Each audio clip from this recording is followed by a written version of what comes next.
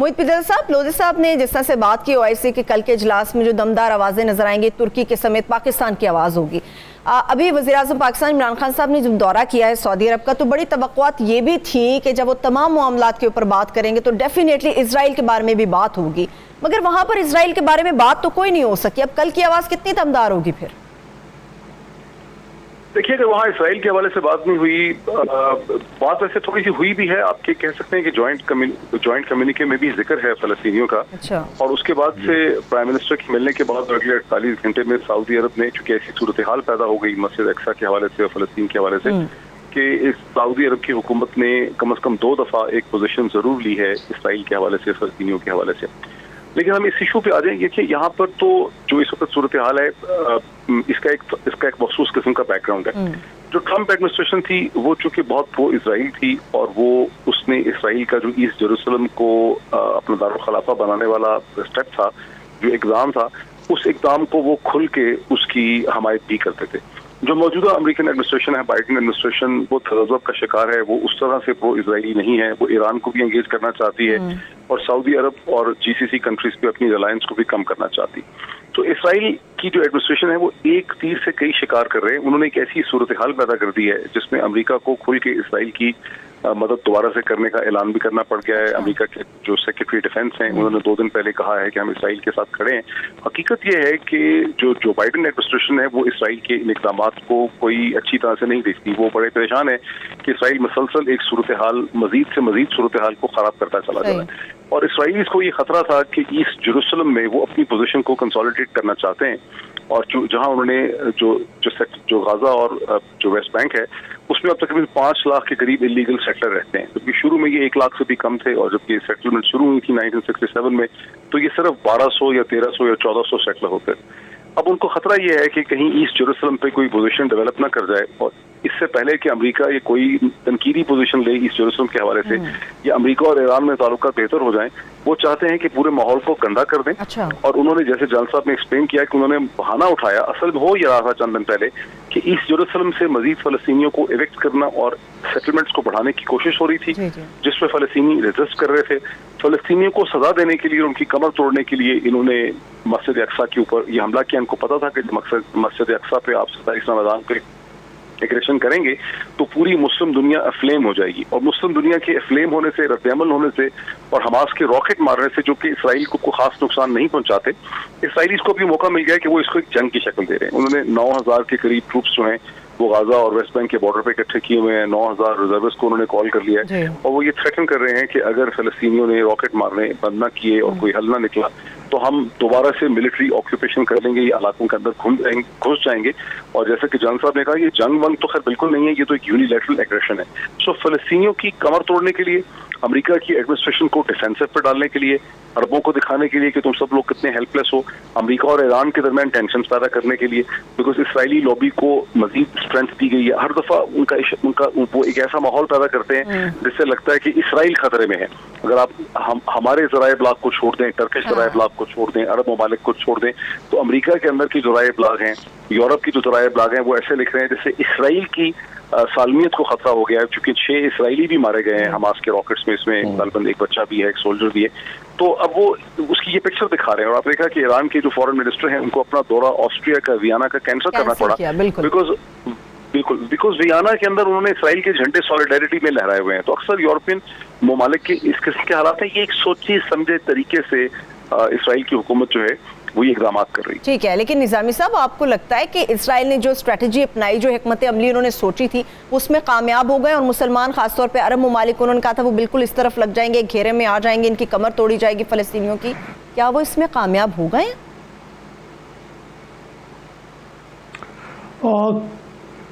किसी हद तक तो मेरा ख्याल है कि कामयाबी हुए। इसराइल जो है, उन्होंने जो चाहते थे वो पीरज़ादा साहब ने भी एक्सप्लेन किया, वो जो उनके टारगेट थे वो उन्होंने अचीव किए हैं इसके ज़रिए। अमेरिका के साथ जो मामलात थे, अब अमेरिका में जो बाइडेन है वो ह्यूमन राइट्स के तौर पे कार्टर का मॉडल फॉलो करते हैं, नॉट एग्जैक्टली कार्टर, लेकिन किसी हद तक अब उनको भी मजबूरन उनका साथ देना पड़ा है इसराइल का। तो ये जो सूरत हाल है, इसमें یعنی یہ اسکواچڈ ارتھ پالیسی جو ہے ان کی فلسطینیوں کے خلاف یہ جاری و ساری رہے گی.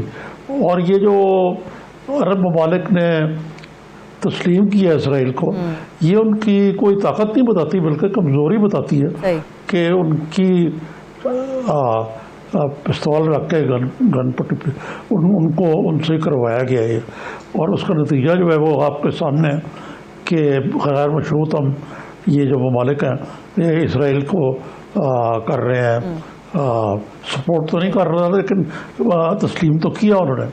اور جہاں تک یو ای کا تعلق ہے, اب یو ای تو ہمارے پر زور دیتا رہا بہت حد تک, اور سعودی عربیہ کہ آپ بھی یہ نیک کام کریں.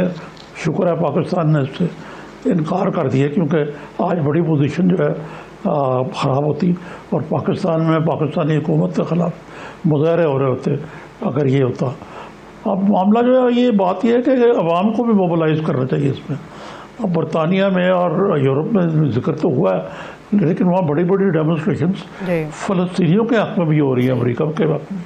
اور پاکستان میں جب یہ نہر سویز کا انویژن کیا انگریزوں نے تو بہت بڑی بڑی ڈیمونسٹریشنز ہوئی تھیں پرو ایجپٹ. اور وہ والی صورتحال نہیں ہے کہ عوام موبلائز کریں, عوام آئیں اور وہ بات کریں فلسطین کی, اس کا اپنا ایک امپیکٹ جو ہے وہ ہوگا. صحیح ہے, ٹھیک ہے. لیکن شاہ صاحب کہا جاتا ہے اور بالکل ہمارے اسلام میں بھی ہے کہ مسلمان کے اوپر کہاں پر بھی دنیا کے کسی بھی کونے پر ظلم ہو رہا ہوگا تو دوسرا مسلمان بھائی اٹھ کھڑا ہوگا, اس کی مدد کرے گا. مگر یہاں تو بہت سارے مسلمان ممالک ہیں جنہوں نے اسرائیل کو کھلے عام نہ صحیح مگر کسی حد تک تسلیم کیا ہے. بات مذہب سے ہٹ کے اگر صرف انسانیت پہ کی جائے تو کیا آپ اس بات پہ متفق ہیں کہ تعلقات ضروریات کی بنیاد پر اب ہیں نہ کہ مذاہب اور کسی اور معاملے پر؟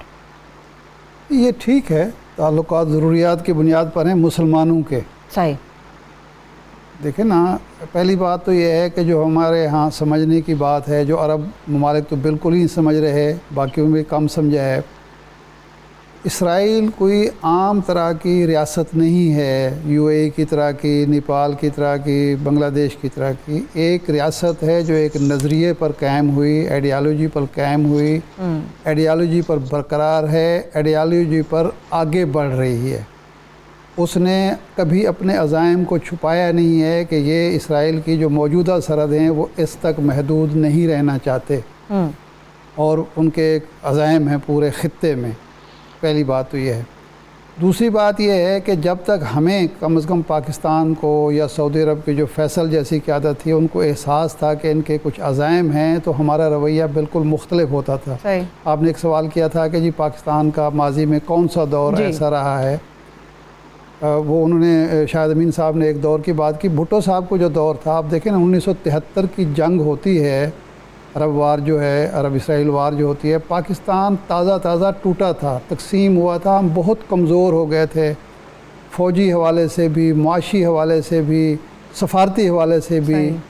اس کے باوجود پاکستان کا اس میں کردار تھا اور بھرپور قسم کا کردار تھا. سفارتی سطح پر جو OIC کی پاکستان میں میٹنگ ہوئی 1974 میں, سربراہی کانفرنس ہوئی, اس میں ہمارا بہت بھرپور قسم کا کردار تھا. ہم اس وقت یہ کردار ادا کرتے تھے. آج عمران خان صاحب ماضی کے حکمرانوں کے مقابلے میں کم از کم ضیاء الحق سے لے کر میاں نواز شریف صاحب کی حکومت تک کا دور جو ہے اس سے مقابلہ کیا جائے تو عمران خان بہتر انداز میں یہ کشمیر کا ایشو اور فلسطین کا ایشو اٹھا رہے ہیں.